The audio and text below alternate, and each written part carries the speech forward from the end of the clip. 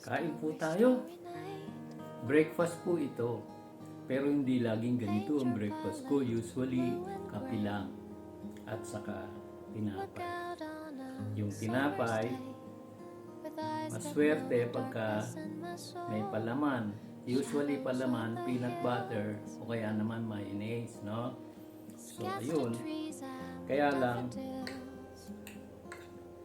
ano, 2 days na, masama ang pakiramdam ko, ang sasakit ng mga katawan ko. No, yung paa, masakit. Pero ngayon, okay naman na. So sabi ko, sabi ng kapatid ko, kailangan kumain ako ng healthy. Kaya ayan, nilagyan ko ng kunyari, naghiwa ako ng kamatis.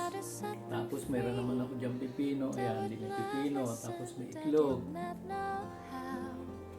No? So ayan. Sausaw. Nagsasawsaw ba kayo ng tinapay sa kape? So, kain po tayo.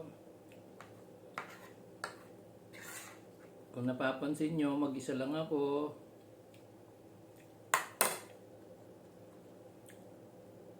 Mag-isa lang ako. Laging gano'n, mag-isa lang ako. Ito na ang buhay ko, mag-isa. Kaya, walang mag-aasikaso sa akin, kundi sarili ko. Kaya dapat, asikasuhin ko yung sarili ko para hindi ako magkasakit. Kasi pag nagkasakit ako lang mag-isa, paano na yun? Ang anak ko nasa Amerika, malayo. Tapos yung pamilya ko nasa Ilocos Norte, ang layo. Ako naman dito, nasa Maynila, marami kong inaasikaso dito.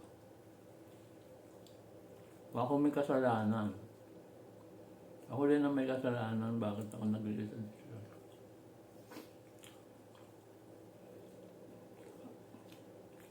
Sarap.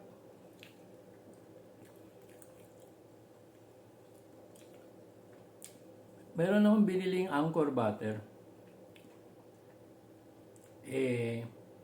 Matagal na, nandiyan sa freezer, no? Hindi ko naman nagagamit.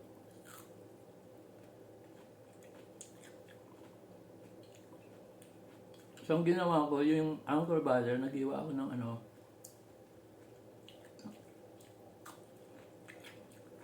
cube. Tapos ito, toasted. Sarap. Ang sarap. Siyempre, anything that ginamitan mo ng butter, masarap. Halimbawa, yung chicken breast, no? Hiwain mo yung gitna, tapos lagyan mo ng butter. Huwag na kayong gagamit ng margarine. Kasi fake yun, hindi yun organic. Magkakasakit kayo dyan. Ganun ako dati kasi mura lang yung yung margarine, di ba? Yung butter, mahal-mahal.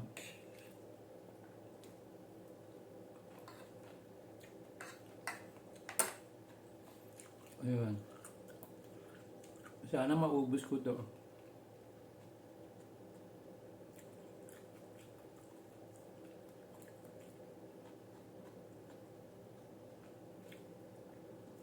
Isang linggo, meron akong meron akong hinakot ng mga gamit. Iniingatan ko rin sarili ko na kaya ko naman mag-isa. Nasanay naman ako mag-isa, magbuhat, no? Kaya lang, ang bibigat. Siguro mga 5 bundles yun na ang bibigat, no? So, kung ako lang mag-isa, magbababa sa elevator. May mga gamit-gamit naman, may naman, cart, no? Kaya lang, siyempre, mag-isa ka, ikaw lahat ang gagawa. Tapos, isasakay mo yun sa taxi, ikaw lang mag-isa. Pagbaba mo, ikaw magbababa sa taxi. Tapos, ipapanik mo na naman dito sa 41st floor. So, sabi ko, nag-iingat din ako sa sarili ko, baka mamaya mabanatan yung likod ko, no? Merong maputol na ano dito, muscles, ang sakit dito sa may bandang likod. Kasi yung kapatid ko, lagi siyang nagsasayaw, zumba. Tapos nagkaroon siya ng parang lumbar, dito sa likod, no? May muscle na naputol siguro. Sakit, ang sakit yun. So, iniwahan ko. Meron akong dating mga assistant, taga-dilig ko noon, yung meron akong mga tanim.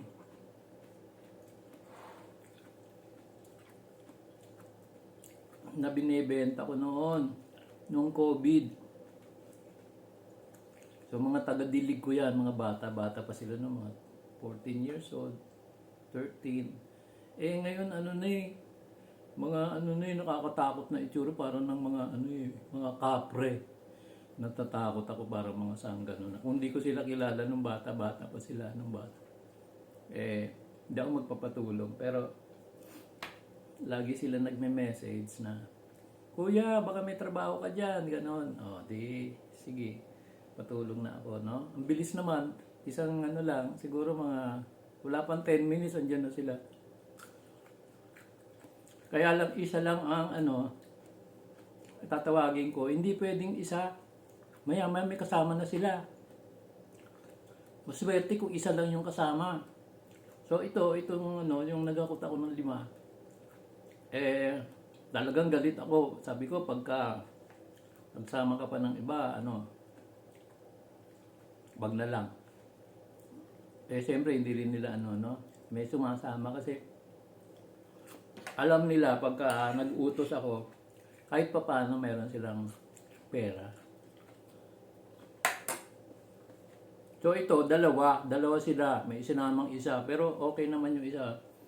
Mas mabait nga yung sinama, kaya hindi ako nagalit. Mas makulot itong isa, parang merong sira-sira yung ulo kasi ang hirap utusan, ang hirap sumunod. Gusto niya siya yung susunod. Kaya yung susundin ko. No? So, ayun. Awan ng Diyos, nakarating na.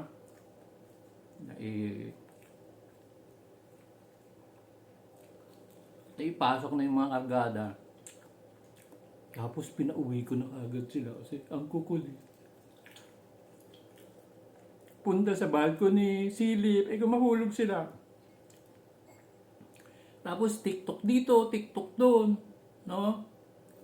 Sabi ko, wag mo akong isasali dyan, wag niyo akong isasali sa mga TikTok. Hindi ka na pinapansin, ang kulit-kulit. So, ang ginawa ko, nag-book na agad ako ng sasakyan nila, tapos kahit ayaw pa nila, sila ay mapilitang bumaba kasi andun na sa baba yung susundo sa kanila ng sasakyan. Pero pinakain ko sila. Pinapili ko sila kung anong ulam ang gusto nila. Yung mga yung mga tira-tira ko, pero nilalagay ko yan sa freezer. So, may hipon, merong baboy, may ginataan, no? Tapos nakita nila yung yung bangus na ibinabad ko sa sa suka, saka garlic, no? Sarap-sarap nun ayoko yun. Ko yun nire-reserve ko yung para sa akin lang kasi hindi ka magsasawa doon pag pinirito mo. Sarap-sarap. Nakita nila yun. Aba, yun din pa. Kainin pa daw nila. Di sige. No? Pero yung mga ibang ulam, no? Ayun, pinakita ko sa kanila at kinain naman nila. Isang buong kaldero, naubos. Nagsaing ako na marami talaga. Punong-puno yung rice cooker. Tutong lang yun natira. Sila pagka sumandok sila ng kanin sa ibabaw yung sa ilalim hindi nila doon ako galit na galit. Ako gusto ko mula ibabaw hanggang